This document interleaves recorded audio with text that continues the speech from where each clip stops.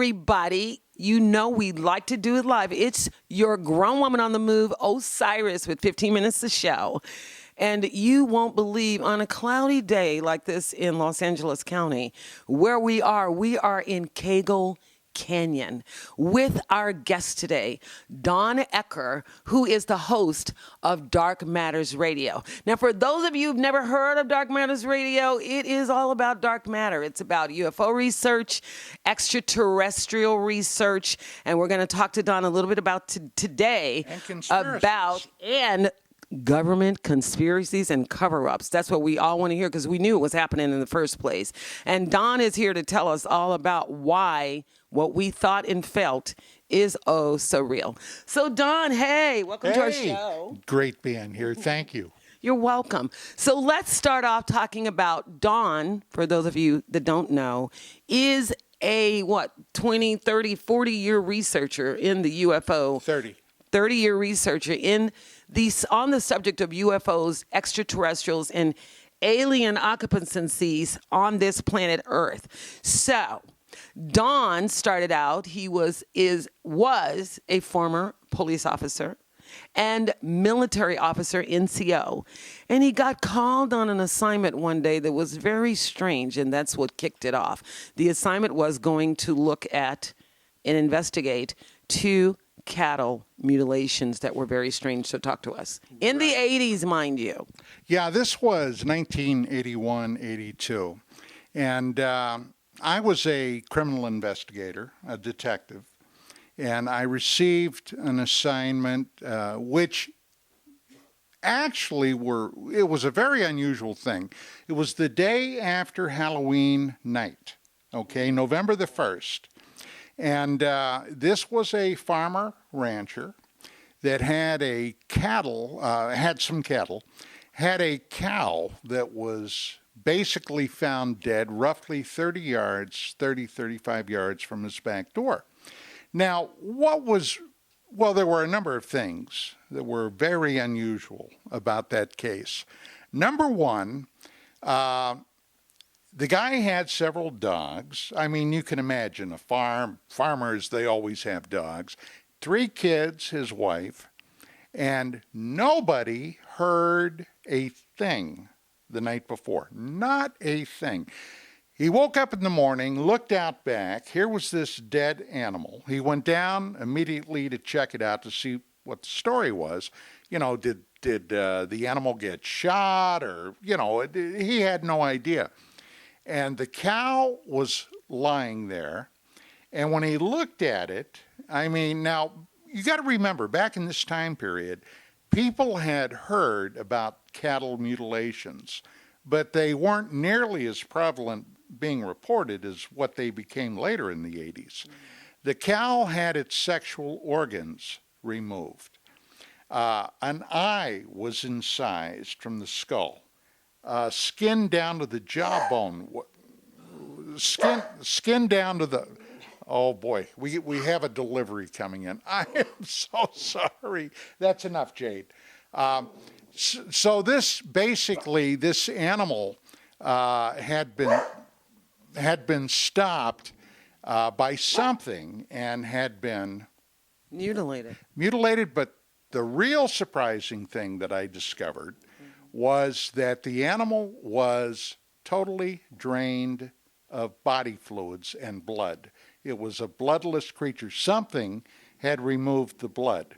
Now, this later became a very unusual fact of many of these mutilations. And you would have to ask yourself, what could do that, especially in front of an occupied home with dogs, with children, with, And nobody heard anything. We are in Don's area in Cagle County. We're in his home. And we have 2 dogs here. They are part of the family. So for those of you that have animals, you know how it goes. So let's finish going. So the mutilations of the cattle was the first assignment you had, which kind of piqued your interest as to why would this happen, like you said, with all of these people around, with all of these things that could easily, easily be heard in front of me. They're close enough to hear something. So why didn't they hear anything? The case incidentally, was never solved. Okay. To this day. To this day, and not only that, there has never across the United States, because I've done, during my time at UFO Magazine, I did a tremendous amount of research on some really esoteric things dealing with mutilations. And there's never been one arrest or successful prosecution of anyone for interfering with cows or any other animals. Now, as time went on, and in 1986, I was injured in the line of duty, and I ended up medically retiring.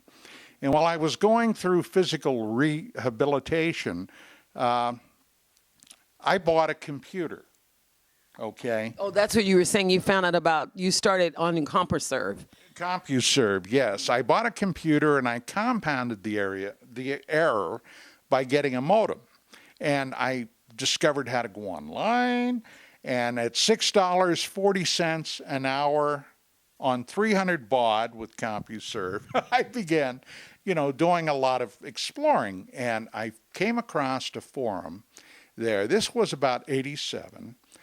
That basically dealt with, among other things, UFOs, cattle mutilations, sightings, and a then aspect of the phenomena that later was to become very prevalent, human abductions, or reports of human beings that were abducted by UFO entities. Now, so how does Donald Kehoe, John Lear, how do they fit into your research? Because after you started doing that, because he's done it, don't forget, it's over 30 years that he's done this, so there's a lot to talk about.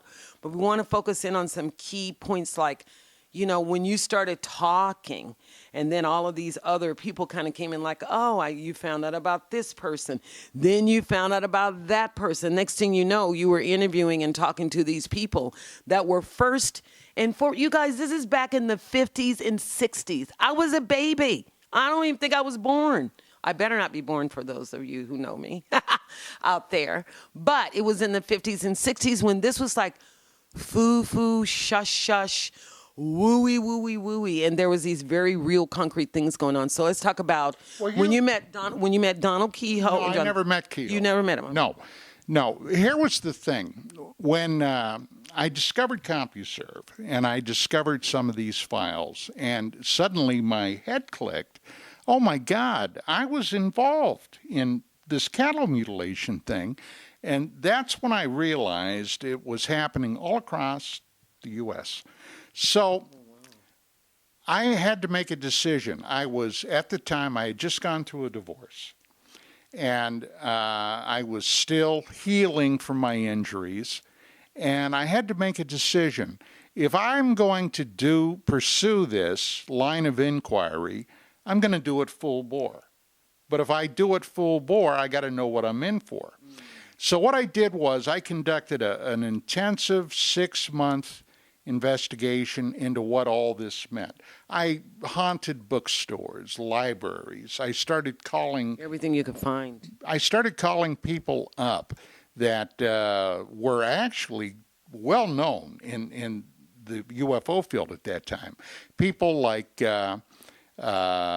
Richard Hall, who was a guy that had worked with Kehoe in the 50s and 60s. Now, Major Donald Kehoe was a military retired pilot. He was, as a matter of fact, he was a graduate of Annapolis, the Naval Academy, in 1922. He became a Marine, led the first Marine Air Wing into the island of Guam in the 20s and 30s. And when he was there, he was unfortunately in an air crash, and they medically, shipped him home. And during World War II, they called him back. But at that time, Kehoe was a recognized aviation authority and author. He did a lot of writing. Now, the UFO thing popped up in the mid to late 40s, all right? Wow. And there were a lot of people that were asking questions. Is this real? Are pilots really seeing these things? Are people on the ground, you know? And if they are, what in the heck are they?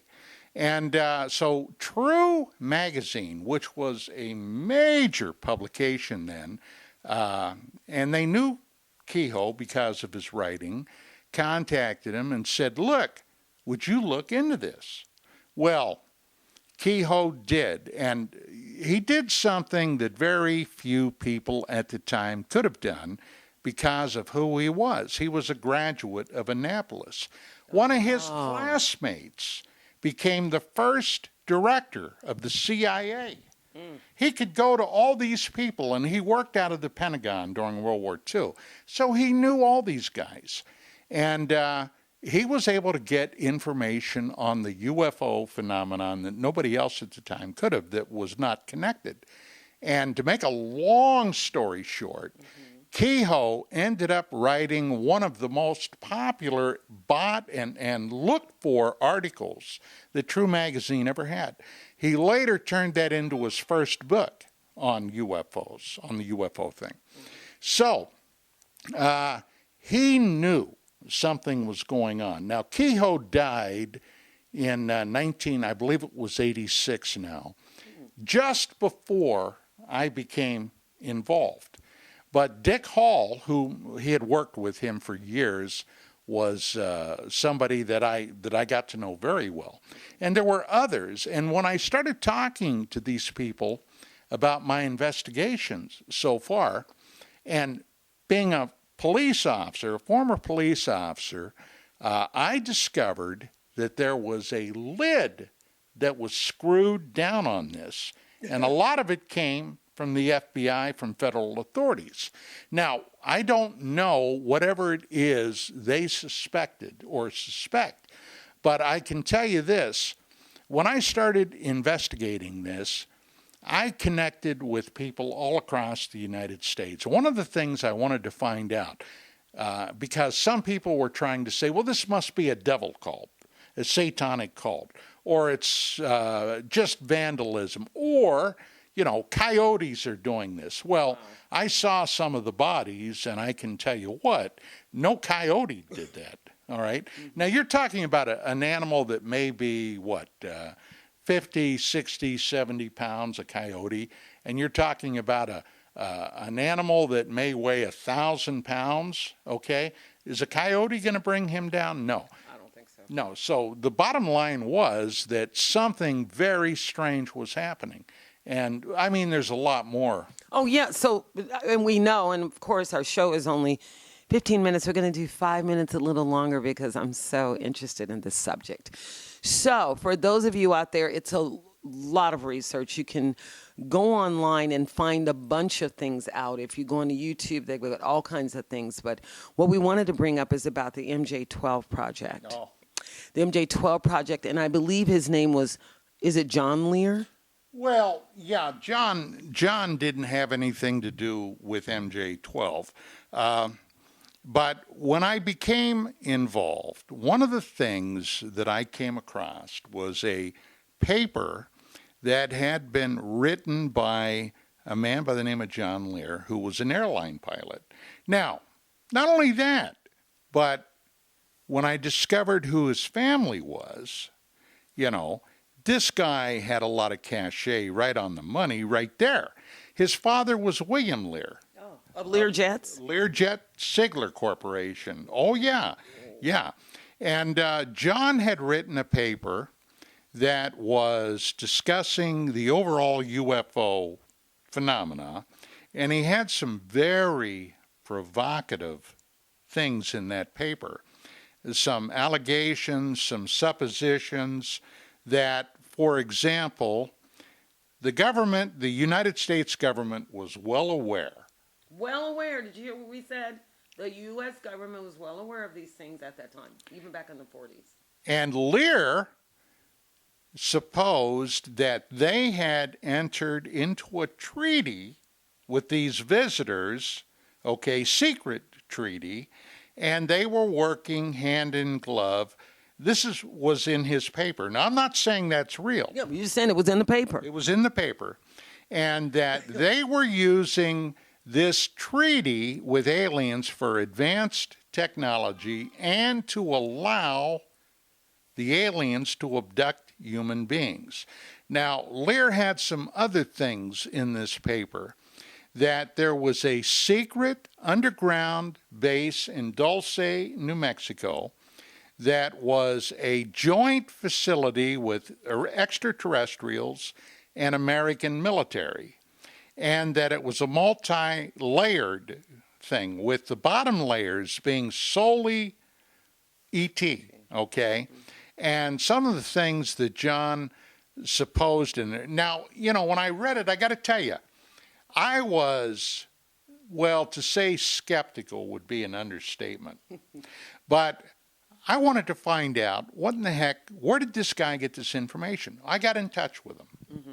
And about a week after I got in touch with him, I received about a 4-pound package. Of information, videotapes, the whole schmear. I started plowing through that. Now, later, using my contacts, I was able to discover where some of this information came from. Mm-hmm. The Joint Alien ET military facility, for example. John had gotten that from a civilian scientist by the name of Paul Benowitz. Yeah. Now, Benowitz was a civilian. He did work for the government, did work for the military, but he became convinced that there were extraterrestrials interfering with military projects, among other things. And he went so far as to contact his U.S. senator, and he was making a hell of a lot of noise. Now, when he did that, he upset some of the wrong people in government, and they tried to warn Benowitz off this.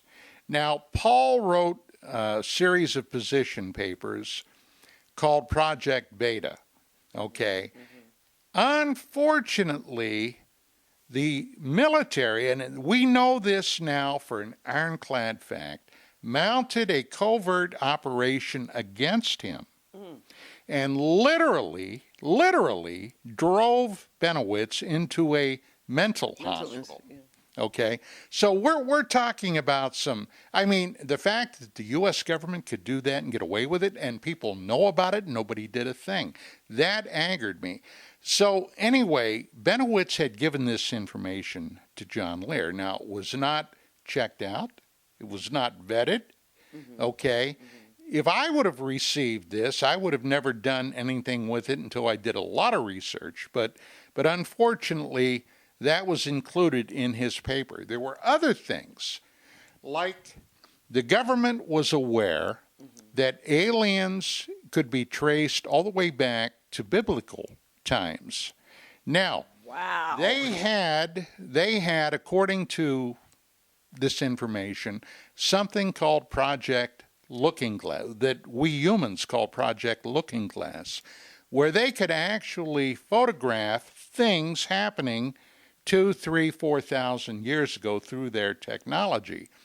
And one of the things that was in Lear's paper that was very provocative was the fact that they allegedly had photographed the crucifixion of Jesus Christ, wow. Okay, through time. Mm-hmm. Now, is any of this... We don't know. Yeah, I have no idea. So when that paper was released, Osiris, a firestorm of immense proportion broke off across the entire United States throughout the research community. Now, this was exciting for me. I mean, this gave me a purpose. I had something I could dig my investigative teeth into. And I soon came to the conclusion that a lot of this was malarkey, okay? It was not real. But there was enough there that was real, And through my own military and law enforcement, I know when somebody's BSing me. Oh, you know. I know it. Oh, yeah. Okay. And I ended up going head to head with a number of skeptics, and I'm talking about professional debunkers. One of my first TV appearances I ever made was on the Larry King Show back in October of '89. Right. All right, and King was not there, but Pat Buchanan, the guy that was running for Republican nomination in '92, famous political guy. Yes. Okay, hosted the show, and I ended up debating a reporter from Defense Weekly, okay, a defense publication out of D.C. And the story had been that a UFO landing happened at the time, it was still the Soviet Union, in the city of Voronezh. Now, this was reported by their official news agency, TASS. These guys were not known for having a sense of humor. And I saw with my own eyes the first time in my memory, where I saw a UFO story reported where somebody wasn't doing a smirk and, well, we got another story today about UFOs.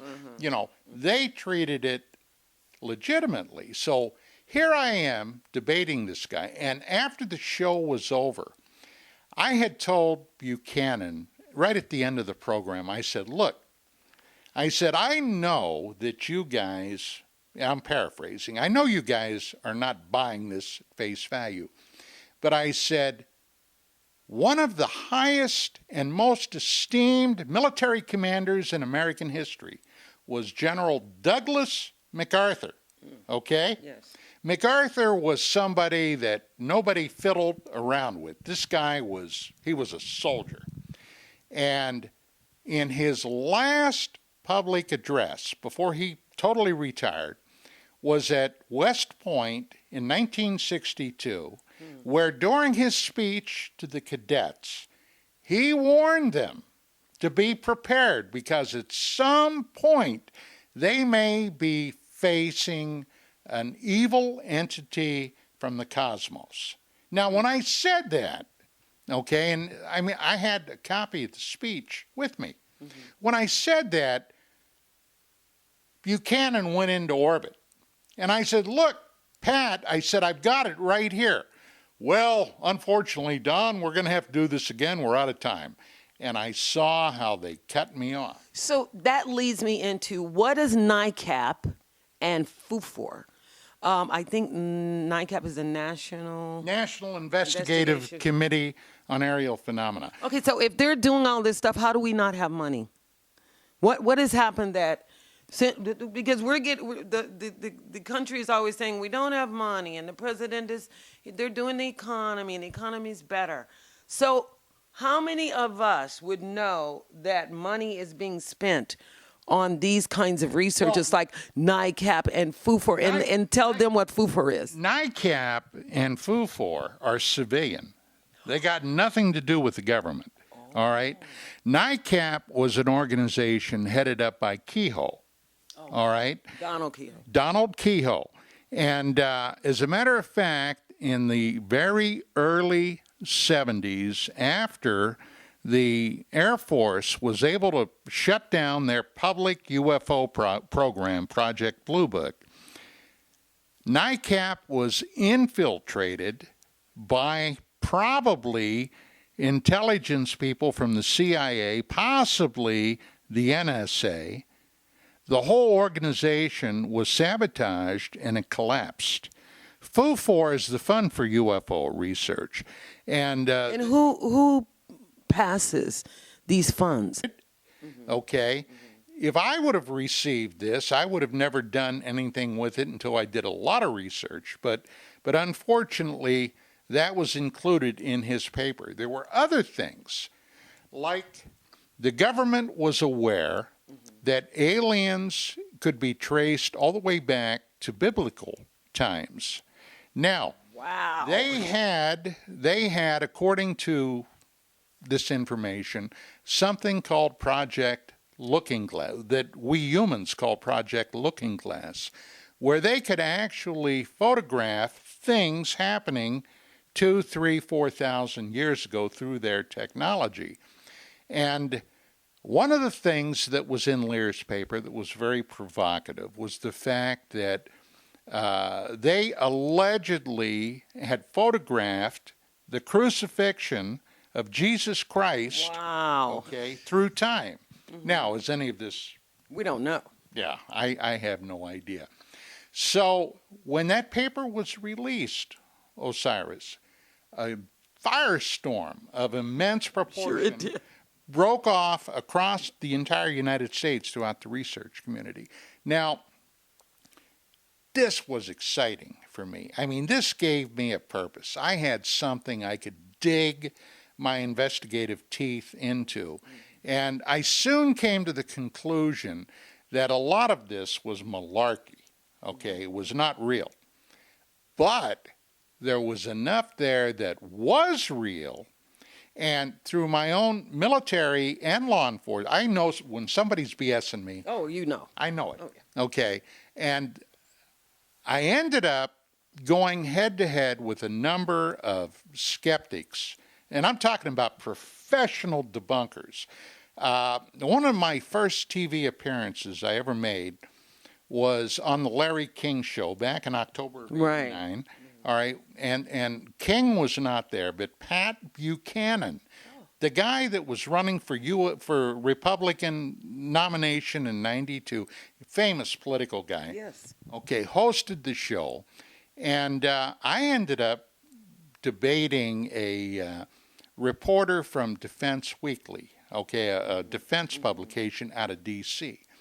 And the story had been that a UFO landing happened at the time, it was still the Soviet Union, in the city of Voronezh. Now, this was reported by their official news agency, TASS. These guys were not known for having a sense of humor. And I saw, with my own eyes, the first time in my memory, where I saw a UFO story reported where somebody wasn't doing a smirk and, well, we got another story today about UFOs. You know, they treated it legitimately. So here I am debating this guy. And after the show was over, I had told Buchanan, right at the end of the program, I said, look, I said, I know that you guys... I'm paraphrasing. I know you guys are not buying this face value. But I said, one of the highest and most esteemed military commanders in American history was General Douglas MacArthur. Okay? Yes. MacArthur was somebody that nobody fiddled around with. This guy he was a soldier. And in his last public address, before he totally retired, was at West Point in 1962, where during his speech to the cadets, he warned them to be prepared because at some point they may be facing an evil entity from the cosmos. Now, when I said that, okay, and I mean, I had a copy of the speech with me.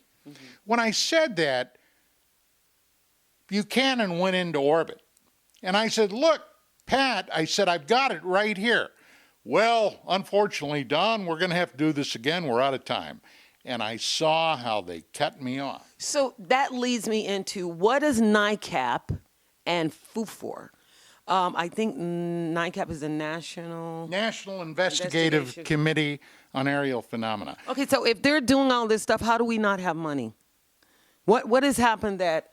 Because the country is always saying we don't have money, and the president they're doing the economy, and the economy's better. So how many of us would know that money is being spent on these kinds of researches like NICAP and FUFOR, and tell them what FUFOR is? NICAP and FUFOR are civilian. They got nothing to do with the government, all right? NICAP was an organization headed up by Kehoe. all right? Donald Kehoe. Donald Kehoe. And as a matter of fact, in the very early 70s, after the Air Force was able to shut down their public UFO program, Project Blue Book, NICAP was infiltrated by probably intelligence people from the CIA, possibly the NSA. The whole organization was sabotaged and it collapsed. FU4 is the Fund for UFO Research.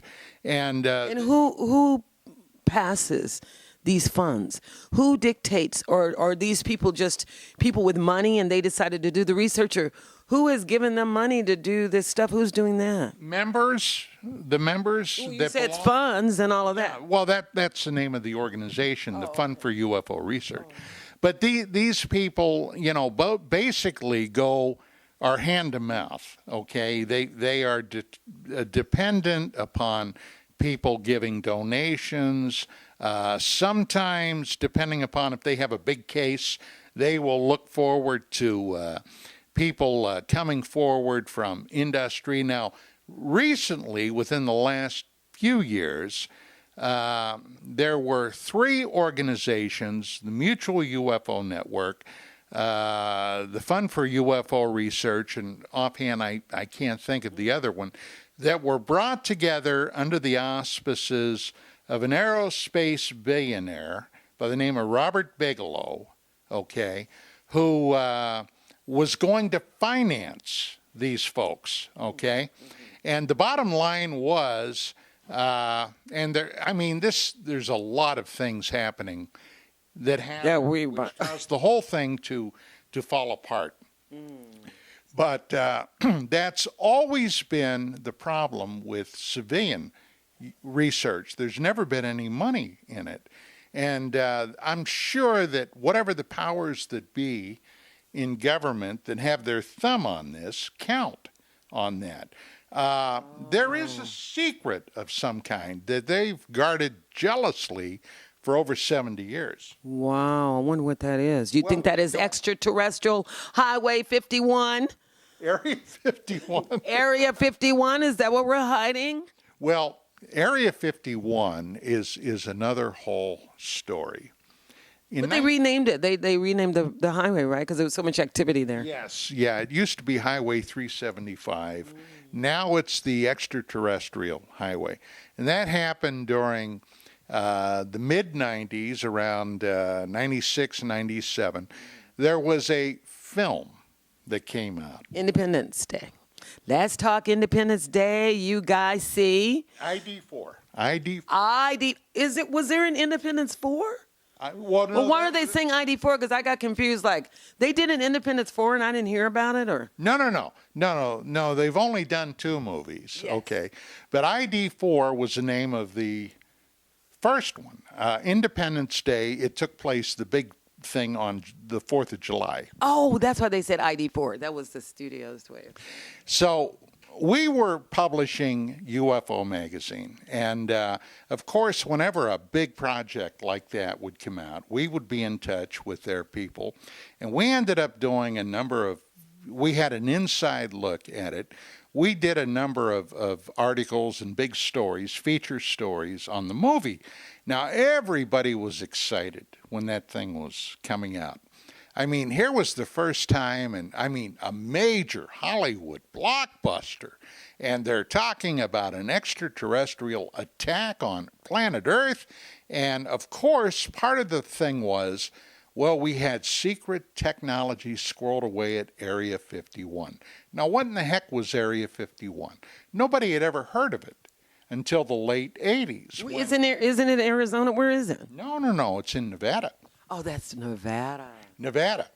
And a friend of mine, of my wife and mine, is a TV reporter down there, George Knapp. Mm-hmm.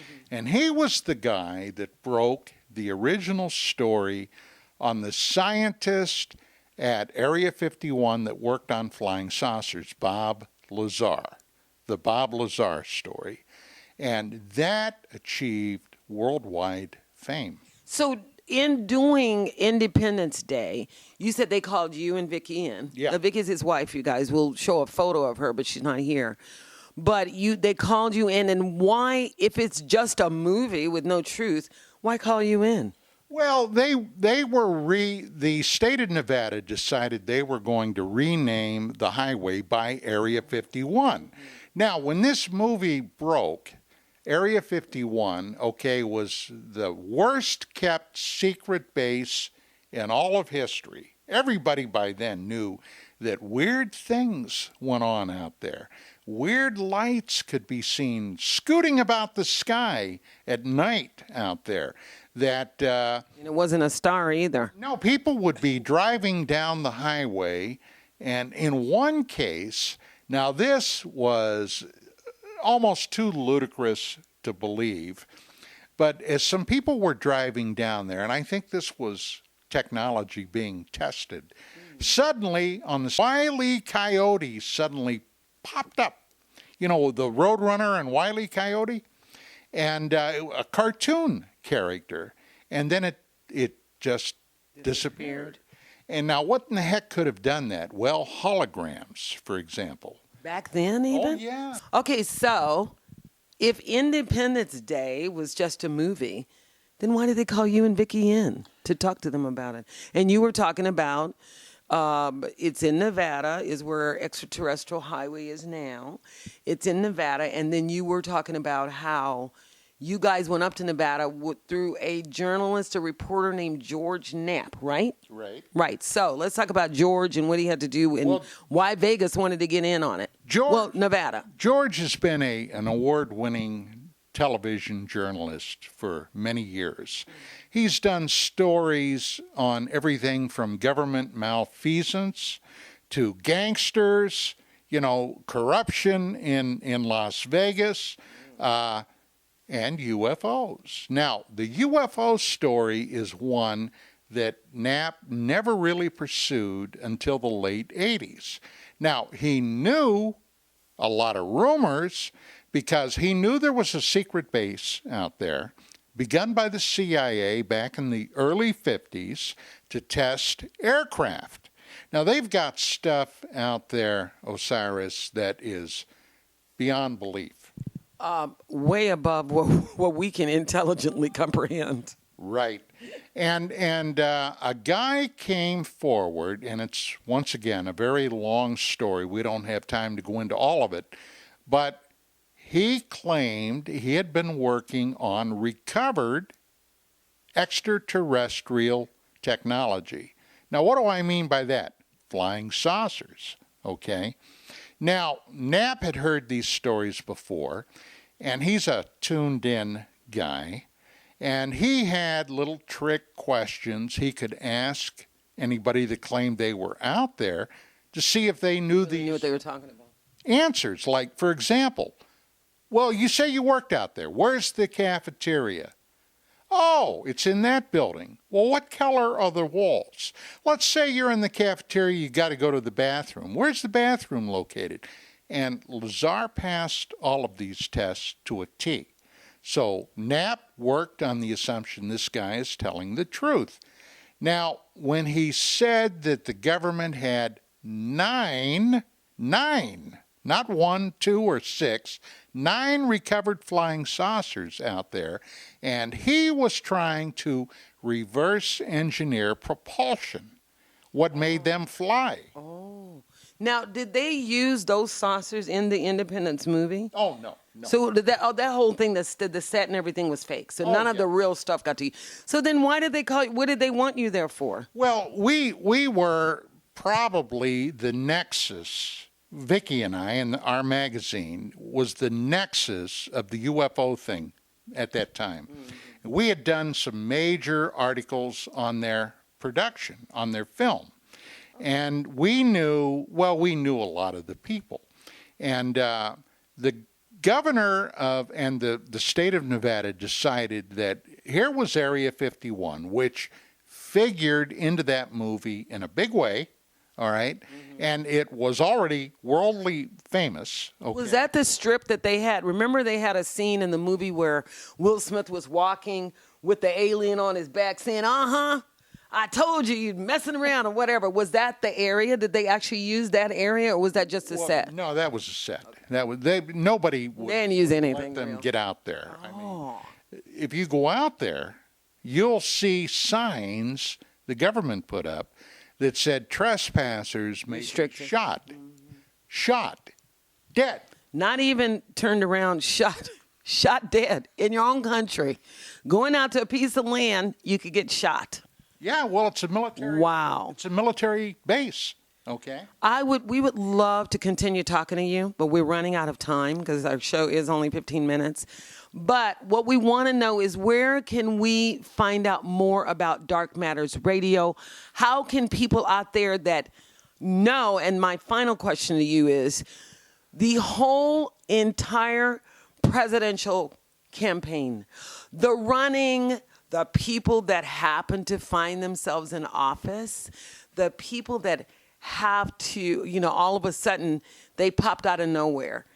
Can I make a safe kind of assumption that any of this would remotely have to do with covering up all of the activity that's going on with our discovery of UFOs and extraterrestrial things out there in the cosmos? Woo-wee. Well, in the last Be honest. 2 years, I will. I'm always. That's one thing. We're honest. In the last 2 years, something happened that I never would have believed in all the years that I've been involved in this, that representatives of the United States government came forward and admitted, this is back in December of 2017, admitted that they, spent millions of dollars investigating unidentified flying objects. After 70 years of swearing there's nothing there, or it's only a misidentification, you were looking at Venus. Forget that you saw this thing come down and break tree branches. Move around. It was Venus, that kind of thing. And Harry Reid, the former senator of Nevada, senior, came out and said, he said, I was instrumental in getting $22 million, to investigate this basically UFO case that became public from 2004 that involved a naval battle group practicing out in the Pacific, not too far from the continental United States, that basically were buzzed by unidentified flying objects. They sent jets up after them. So, yeah. We couldn't move fast enough, could we? No. So if we ever really came under attack by anything outside of what we deem to be humanly possible, we would be in pretty big trouble, wouldn't we? Oh, yeah. Yeah, I have. So what's keeping the intelligence of the cosmos, extraterrestrials, UFOs, or whatever is around in the cosmos, from just completely coming in on the Earth and taking over? What is the barrier? What's stopping it? They don't want to. That's not why they're here. Why are they here? Well, if I knew that. Why are you here? You can visit me and tell me. I would inquiring minds would like to know. But one place you can maybe get some of the answers is on my radio show. And how do we get to your radio show? Dark Matters Radio is carried by KGRAradio.com, it's out of Utah and New York, all right? The show goes everywhere. We have extensive archives that are all free, by the way. And if you'd like to know more, go to KGRAradio.com, and you can find everything there to your heart's desire. Okay, and so for those of you, again, interested in this subject, it's an incredible amount of research and time that has gone into it. You'll be hearing more and more about these types of things in the future, so let it be known that it started right here on 15 Minutes to Show, that we talked to Don Ecker, an expert in this field, and has many years of experience. So we trust what he says. And also be sure to go on KGRAradio.com to get any more information. Now, Don, where can we find out more about you and your research? Do you have your website, you already said. Do you have Instagram, Facebook, anything like that for Dark Matters Radio? Facebook. Okay, Instagram and the others, no. No, I got enough time, eating up, trying to stay up with Facebook.